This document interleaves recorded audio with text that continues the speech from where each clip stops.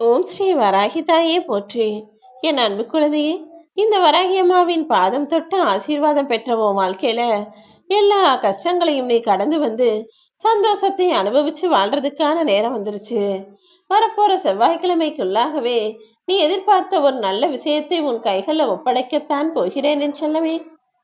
எப்போ கோபம் வந்தாலும் அவசரப்பட்டு எதையாவது சொல்லிடாம பொறுமையாக வாயை மூடிக்க பழகிக்கோ. மனசுல குழப்பமோ கவலையோ இருக்கும்போது எதையும் பேசிவிடாமல், எதையும் பார்க்காமல், கண்டதையும் யோசிக்காமல் கண்களை மூடி மௌனமாக இருந்துவிடு. ஏதாவது ஒரு விஷயத்தை செய்யும் போது அது தவறாகவோ தோல்வியாகவோ முடிஞ்சு போயிடுச்சுன்னா, அப்போ யாராவது எதையாவது சொல்லிடுவாங்களோன்னு யோசிக்காம, யார் என்ன சொன்னாலும் எனக்கு கவலை இல்லைன்னு அடுத்தவர் பேச்சை கேட்காமல் காதுகளை மூடிக்கொண்டு அடுத்து வெற்றிக்கு என்ன செய்யணுங்கிற விஷயத்தை பற்றி மட்டும் யோசி. அதையும் தாண்டி ஒரு கட்டத்துல நீ வெற்றி பெற்று விடுவாய்தானே. அப்போது வெற்றியில உன் மனசு ஆடி அலைஞ்சுக்காத அளவுக்கு மனதையும் அமைதியாக வைத்துக்கொள் என் தங்கமே. வெற்றி வரும்போது ஆடவும் வேணாம், தோல்வி வரும்போது களைத்து சோர்ந்து போகவும் வேண்டாம். கோபமோ குழப்பமோ எது வந்தாலும் வாயையும் கண்களையும் மூடிக்கிட்டு அடுத்தது என்ன செய்யணுங்கிற யோசனையை மட்டும் உனக்குள்ள வச்சுக்கோ. தொல்லை இல்லாமல், யாருக்கும் தொல்லை கொடுக்காமல் எல்லா மனிதர்களும் அவரவர் வாழ்க்கையை வாழ்ந்தாலே போதும். அதுவே ஆகச்சிறந்த சுதந்திரமாக இருக்கும். உன் வாழ்க்கையில குறையே வரக்கூடாதுன்னு நினைச்சு தேடாத. குறை இருந்தாலும் அதை நான் சரி செஞ்சுக்கிட்டு நிறைவா மாத்துவேன்னு இருக்கிற உன்னுடைய வாழ்க்கையை குறையில்லாமல் வாழ கற்றுக்கொள் என் செல்லமே. யாருக்கிட்ட எப்படி பழகணும், எப்படி பேசணும்னு தெரிஞ்சுக்கிட்டினாலே உனக்கு தேவையில்லாமல் ஏமாற்றங்கள் வராது. எப்போதும் யாரிடமும் எதையும் எதிர்பார்க்காமல் எல்லாவற்றிற்கும் உனக்காக நீயே சார்ந்து இருக்கும்படி உன்னுடைய வேலைகளை செய். இந்த உலகத்துல இருக்கிறவங்க எல்லாருமே நல்லவங்கன்னு ஒருபோதும் நீயாகவே தவறான முடிவுக்கு வந்துட வேணாம்.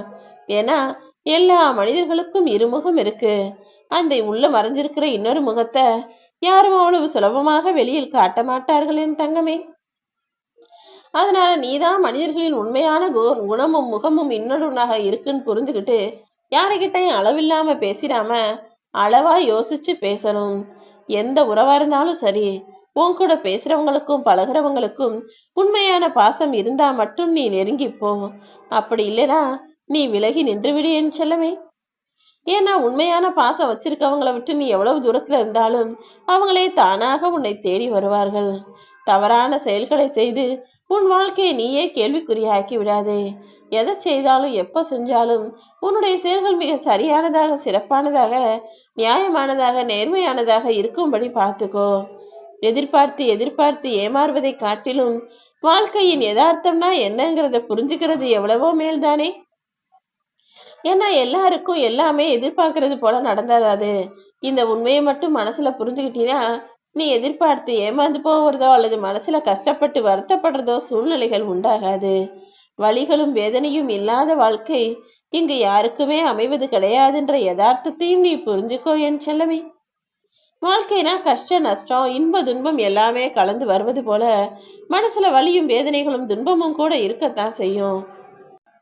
ஆனா நீ எதுக்காகவும் கலங்கி போய் நிக்காதே என் செல்லவே. தேவையில்லாம யாருக்கிட்டையும் போய் நான் யாருங்கிறத நிரூபிக்கணும்னு நினைக்காத.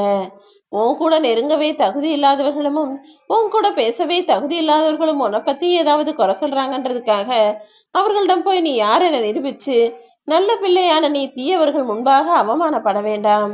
ஏன்னா அவங்க கெட்டவங்களா இருக்கிறதுனாலதான் அவர்களுக்கு உன்னை நெருங்கக்கூட அருகதை இல்லைன்னு நான் சொன்னேன். உன்னை புரிஞ்சுக்காதவங்களும் உனக்கு தேவையில்லாதவங்களும் உன் அருகில் இருக்க தகுதி இல்லாதவர்கள். அப்படிப்பட்டவர்களை விட்டு விலகி நிற்கிறது தானே புத்திசாலித்தனம். நீ என்னதான் சில பேர்கிட்ட நெருக்கமா பழகி அவங்களுக்காக நல்லது செஞ்சாலும் கூட ஒரு கட்டத்துக்கு மேல அவங்க கெட்டவங்கன்றதையும் அவங்க தீய புத்தி கொண்டவர்கள்ன்றதையும் உன் கண்ணு முன்னால காமிச்சிருவாங்க. அதனால எல்லாரையும் அனுசரிச்சு போறதுதான் வாழ்க்கைன்னு நினைக்காம நல்லவர்கள் யார் கெட்டவர்கள் யாருன்னு புரிஞ்சுக்கிட்டு அப்புறமா அனுசரிச்சு போறதுதான் நல்லது. ஏன்னா எல்லாரையும் அனுசரிச்சு போகணும்னு நினைச்சினா உன் வாழ்க்கை நரகமானதாக மாறிவிடும். எப்பவுமே அது வேணும் இது வேணும்னு யோசிக்கிறதை காட்டிலும் வேண்டாம் எது வேண்டாம் எது வேணுங்கிறதுல நீ தெளிவாக இரு. ஏன்னா உன்னதமான நல்ல விஷயங்கள் உனக்குள்ள வந்து சேரட்டும். தேவையில்லாம உன் மனசை கஷ்டப்படுத்துற விஷயமோ மனிதர்களோ யாருமே உன் அருகில் இருக்க வேண்டாம் என் செல்லமே. உன்னுடைய உள்ளம் முடைஞ்சு போகாத அளவுக்கு நான் உன்னை பத்திரமா நல்லா வளர்த்து ஆளாக்கணும்னு நினைக்கிறேன். அதனாலதான் உனக்கான நல்ல வளர்ச்சியை கொடுப்பதற்காக தான் தேவையான நல்ல விஷயங்களை வச்சுக்கோ, தேவையில்லாத விஷயங்களை விட்டு விலகிப்போன்னு சொல்றேன். பாதிக்கப்பட்டவனும் இங்க நீதி கேட்கிறான், குற்றம் செஞ்சவனும் எனக்கு நீதி வேணும்னு கேட்கிறான். ஆனா கடைசியில யாருக்கு நீதிங்கிறதை பணம் வச்சிருக்கிறது தானே முடிவு செய்து. தப்பு செஞ்சவன் தப்பு செய்யாதவன் ரெண்டு பேரும் எதிரெதிரா நிக்க வச்சிருக்கும் போது யாரு நல்ல வசதியா பணக்காரனா இருக்கானோ அவன் பக்கம்தான் தீர்ப்பு வழங்கப்படுது. என் அன்பு பிள்ளையே, இது எப்பொழுதுமே நீடிக்கும், இதுதான் நிரந்தரம் நினைச்சு நீயும் தப்பு செய்யறவங்கள ஒரு ஆளா ஆகி போயிட வேண்டாம். எப்போதும் எனக்குன்னு ஒரு நீதி நேர்மை நியாயத்தை நான் வச்சிருக்கேன். மனிதர்கள் ஆளாளுக்கு ஒரு நியாயத்தை வச்சிருக்கலாம், ஆனா உண்மை எந்த பக்கம்ன்றது ஒண்ணு உண்மையான விஷயம் இருக்கிறது அல்லவா? நீ யாருக்கு எதை கொடுத்தாலும் சரி, வாங்கினாலும் சரி, அது பிரச்சனையில தான் முடியும். ஏன்னா அடுத்தவங்களுக்கு கொடுக்கும்போது ஒரு கட்டத்துக்கு மேல கொடுக்கறவங்களுக்கு மனஸ்தாபம் ஆயிடும்.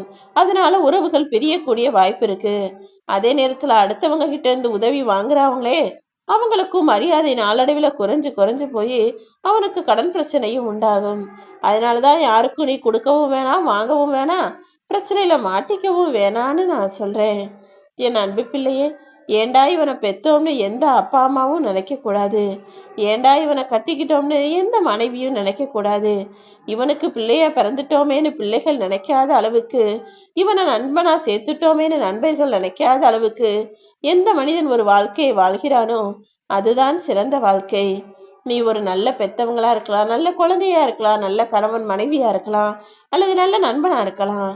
இப்படியெல்லாம் இருக்கலாமே தவிர இப்படி ஒரு நண்பனா, இப்படி ஒரு கணவனா, இப்படி ஒரு மனைவியா, இப்படி ஒரு பெற்றவரா என உன்னை பார்த்து யாரும் இந்த எந்த விஷயத்திலும் குறை சொல்லாத அளவுக்கு உன்னுடைய பொறுப்பையும் கடமையையும் நீ சரியாக செய்துவிடியேன் செல்லமே. கீழே விழுந்தா தூக்கிவிட யாருமே இல்லைன்றதை உணர்ந்தவன் மட்டும்தான் எடுத்து வைக்கக்கூடிய ஒவ்வொரு அடியையும் வழுக்கி விழாத அளவுக்கு யோசித்து வைப்பான். நீயும் அப்படி உன் வாழ்க்கையில் செய்யக்கூடிய விஷயங்களை சரியா யோசிச்சு கவனமாக செய்ய பழகு. உன்கிட்ட உண்மையாக இல்லாத எந்த உறவுக்காகவும் நீ இறங்கி போய் உன்னுடைய மதிப்பை குறைச்சிக்க வேணாம். இப்ப உள்ள மனிதர்கள் யாருமே யாருக்கும் உண்மையாக இல்லை என்பதுதான் மறுக்க முடியாத உண்மையாக இருக்குது என் செல்லமே. நீ வாழ்க்கையில உயரணும்னு நினைச்சுக்கிட்டு இருக்க, ஆனா இப்போ உனக்கு உதவி செய்ய யாரும் இல்லையே நினைச்சு வருத்தப்பட வேணாம். நீ ஜெயிப்பதற்கான உனக்கான பலமாக இருப்பதே நீ தனித்து நிற்பதுதான் தெரியுமா? நீ தனிச்சு நின்று கஷ்டப்படுறதுனாலதான் உனக்கு துணையா இந்த வராகி அம்மா நானே வந்து நிக்க போறேன். நீ எதன் மீது அதிக கவனம் செலுத்துகிறாயோ அது நிச்சயமாக உன் வாழ்க்கையில உனக்கு கிடைக்கும். கவலையாக இருந்தாலும் சரி, மகிழ்ச்சியாக இருந்தாலும் சரி, உன் வாழ்க்கையில எல்லாத்தையுமே அளவோட வச்சுக்கோ. எதை நினைச்சு ரொம்ப கவலைப்படவும் வேணாம், எதை நினைச்சு ரொம்ப சந்தோஷப்பட்டு ஆணவப்படவும் வேண்டாம்.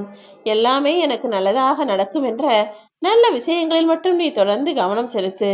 அதன் மூலமா உன் வாழ்க்கையில நல்லது மட்டும்தான் நடக்கும் என் தங்கமே. எவ்வளவு கோபம் வந்தாலும், எத்தனை பிரச்சனைகள் வந்தாலும் அதை எதையுமே வெளிக்காட்டிக்கொள்ளாமல் புன்னகையோடு எதிர்கொள்வதற்கு பெயர்தான் வாழ்க்கையில் பக்குவம். அந்த பக்குவம் எப்போதும் உன் கூடவே உன் வாழ்க்கை முழுவதும் இருக்கட்டும்.